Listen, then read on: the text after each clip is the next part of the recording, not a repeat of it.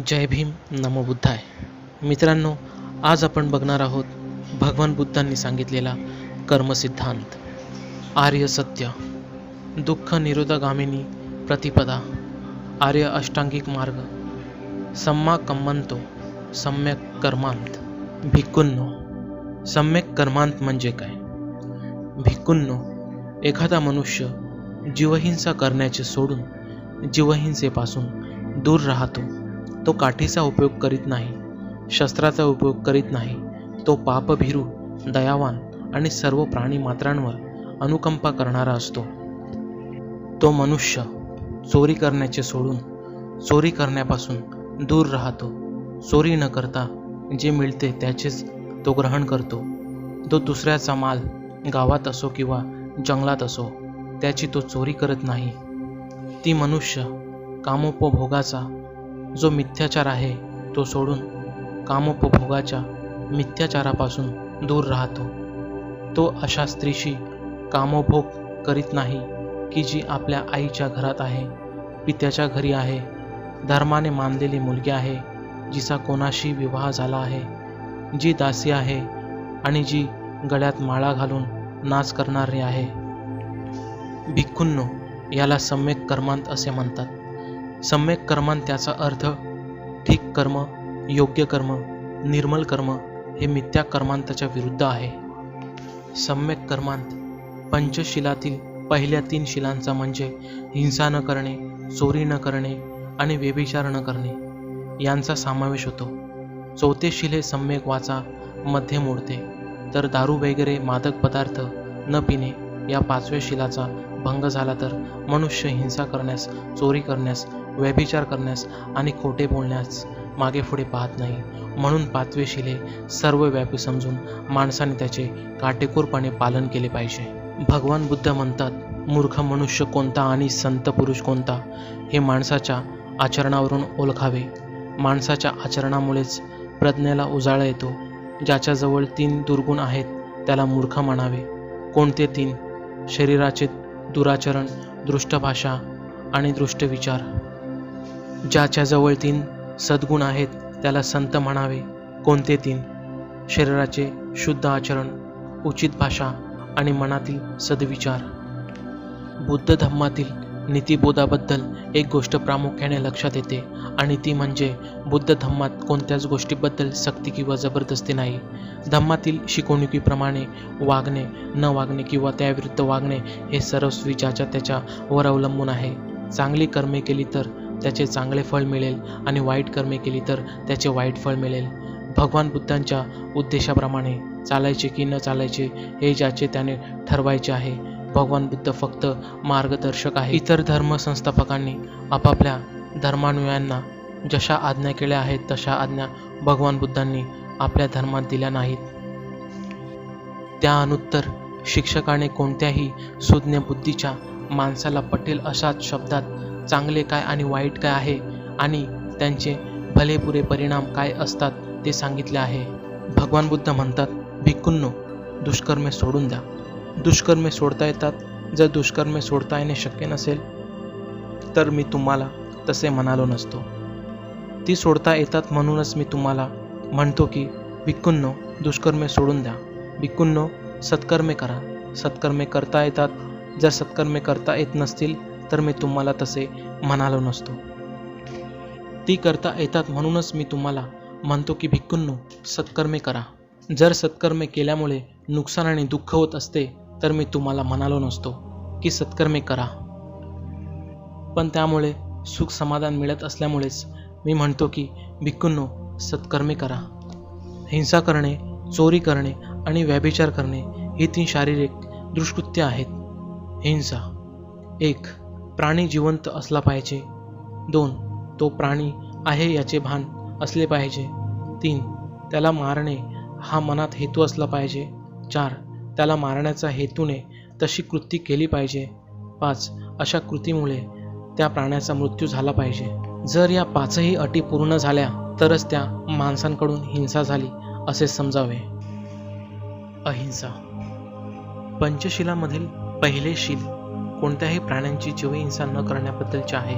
कोणत्याही प्राण्यांची म्हणजे जे जे काही श्वासोच्छ्वास करून जगत आहेत अशा लहान मोठ्या सर्व प्राण्यांची जीवहिंसा करू नये. प्रत्येकजण आपापल्या जीवावर प्रेम करीत असतो. कोणालाही मरण आवडत नाही. खरे म्हणजे जिवंत राहून सुख उपभोगण्याची प्रत्येकाची धडपड असते. हिंसा न करणे किंवा इतरांना इजा न करणे म्हणजेच बौद्ध असणे. कारण बौद्धांमध्ये मैत्री आणि करुणा ओतप्रोत भरलेली असते. करुणा आणि मैत्री या भावनांवर बुद्ध धम्मातील अहिंसेचा सिद्धांत आधारलेला आहे. हे लक्षात आल्यावर बहुतेक सर्व देशातील बौद्ध मांसाहारी का आहेत हे लक्षात येईल. बुद्ध धम्मातील अहिंसा तत्वज्ञान डॉक्टर बाबासाहेब आंबेडकरांनी द बुद्धा अँड हिज धम्मा या आपल्या ग्रंथात केलेले विवेचन अभ्यासनीय आहे. ते म्हणतात की सैनिकांनी अहिंसेच्या नावाखाली किंवा अहिंसेच्या पांघरुणाचा आश्रय घेऊन आपल्या कर्तव्याचा त्याग करावा असा तथागतांचा कधीच हेतू नव्हता. म्हणूनच राजसेवेतील लोकांना भिक्खू संघात प्रवेश न देण्याबद्दलचा त्यांनी एक नियम केला होता.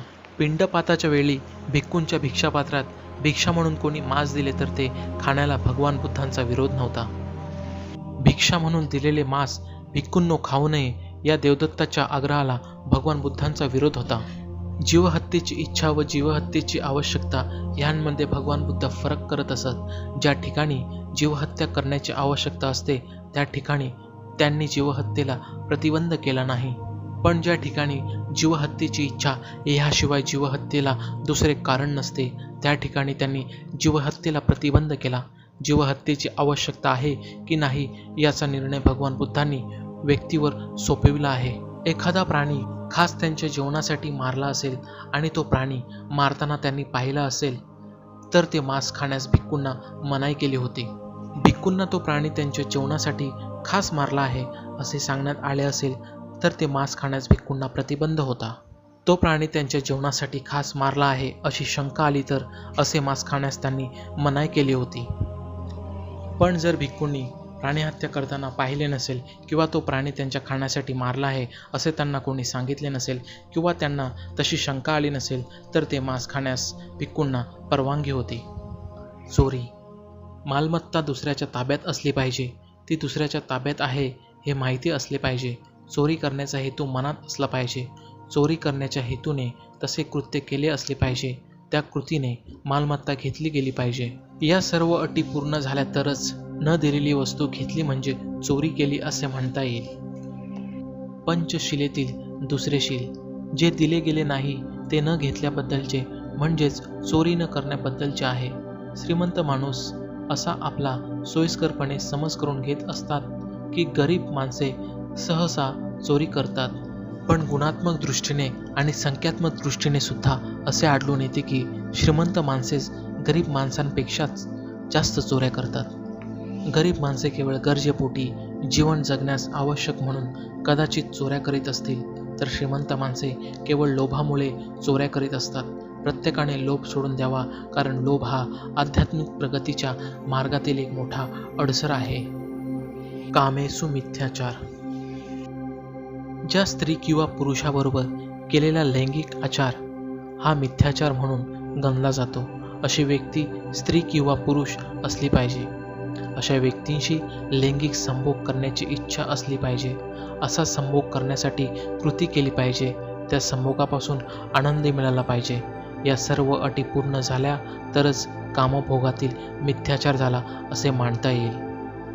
विनयपिटक वाचताना एक गोष्ट प्रामुख्याने लक्षात येते आणि ती म्हणजे ही की आधुनिक कायदेशास्त्राच्या आणि बौद्धांच्या नीतिशास्त्रांबद्दल मूलभूत कल्पनात बरेच साम्य आहे. पण आधुनिक काळात सामाजिक कायदा आणि सुव्यवस्था दंडुकीच्या जोऱ्यावर ठेवण्याचा प्रयत्न केला जातो. पण महाकारुणिक भगवान बुद्धांनी कर्मनियमांच्या साहाय्याने समाजात सुव्यवस्था ठेवून व्यक्ती विकासास पोषक वातावरण निर्माण केले. पंचशिलातील तिसरे शील आणि सम्यक कर्मांतातील तिसरे कुशल कर्म हे व्यभिचार न करण्यासंबंधीचे आहे. विषय वासना हा माणसाच्या मनातील सर्वात मोठा मनोविकार आहे. जगातील मोठमोठ्या लोकांचा अधपात विषय वासना काबूत न ठेवल्यामुळे झाला आहे. प्रामुख्याने लोभ हाच माणसाला व्यभिचारी बनवतो. भगवान बुद्ध हे व्यावहारिक तत्वज्ञानी असल्यामुळे अखंड ब्रह्मचर्य पाळा असा उपदेश गृहस्थांना त्यांनी कधीच केला नाही. उलट गृहस्थांना त्यांनी विषय सुखात आनंद मानणारे गृही कामभोगी असे म्हटले आहे. असे म्हणण्यात गृहस्थांची निंदा करणे किंवा त्यांना कमी लेखणे असा भगवान बुद्धांचा उद्देश नव्हता. पती पत्नींनी एकमेकांच्या सहवासातील आनंद उपभोगावा आणि एकमेकांच्या विषयी संतुष्ट असावे. उपवासाच्या दिवशी मात्र ब्रह्मचर्य पाळावे असा त्यांनी गृहस्थांना उपदेश केला आहे. भगवान बुद्धांनी विवाह संस्थेस किंवा गृहस्थ धर्मास कधीच विरोध केला नाही. स्वतःच्या हितासाठी आणि समाजाच्या हितासाठी कामवासनेचा मिथ्याचार करू नये असा त्यांनी गृहस्थांना उपदेश केला आहे. सम्यक कर्मांतामध्ये हिंसा न करणे, चोरी न करणे आणि व्यभिचार न करणे ही 3 शारीरिक कर्मे येतात. त्याचप्रमाणे अविद्या, व्यापाद आणि मिथ्या हे 3 मानसिक कर्मे पण येतात. अविद्या, दुसऱ्याच्या मालकीची चीज मात्र पाहून अरे ही माझी झाली तर अशी लोभयुक्त भावना म्हणजे अविद्या होय. व्यापाद, दुसऱ्याची होत चाललेली भरभराट किंवा दुसऱ्याला मिळत असलेले सुख केव्हा नष्ट होते याची भावना करण्याच्या प्रकृतीला व्यापाद म्हणतात. मराठीत त्या वृत्तीला जळणे किंवा जलफळाट होणे असे म्हणतात. व्यापाद 2 प्रकारचे असतात. एक द्वेषप्रधान व्यापादात दुसऱ्याचा नाश व्हावा किंवा त्याचे सुख नष्ट होऊन त्याला सुख मिळावे अशी इच्छा असते आणि दुसऱ्या ईर्ष्याप्रधान व्यापादात दुसऱ्याचे सुख पाहून जलफलाट होत असतो.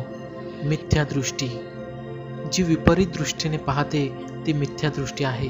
कुशल अकुशल अस्तित्वावर विश्वास न ठेवणे ही मिथ्यादृष्टी आहे. रूप, वेदना, संज्ञा, संस्कार आणि विज्ञान यांच्यातील एकाला किंवा सर्वांना मिळून हा आत्मा आहे असे मानणे म्हणजे मिथ्यादृष्टी ठेवणे होय. माणसाने आपल्या मनाच्या, वाणीच्या आणि शरीराच्या कर्मांत संयम ठेवावा. ती कर्मे लोभाने किंवा द्वेषाने करू नये. मैत्री आणि करुणेच्या उत्स्फूर्त प्रेरणेने केलेली कर्मे कुशल कर्मे होतात. मित्रांनो, जर का तुम्हाला हा व्हिडिओ आवडला असेल तर ह्या व्हिडिओला लाईक आणि सबस्क्राईब करायला विसरू नका आणि सोबतच आपल्या मित्रांना शेअरसुद्धा करायला विसरू नका.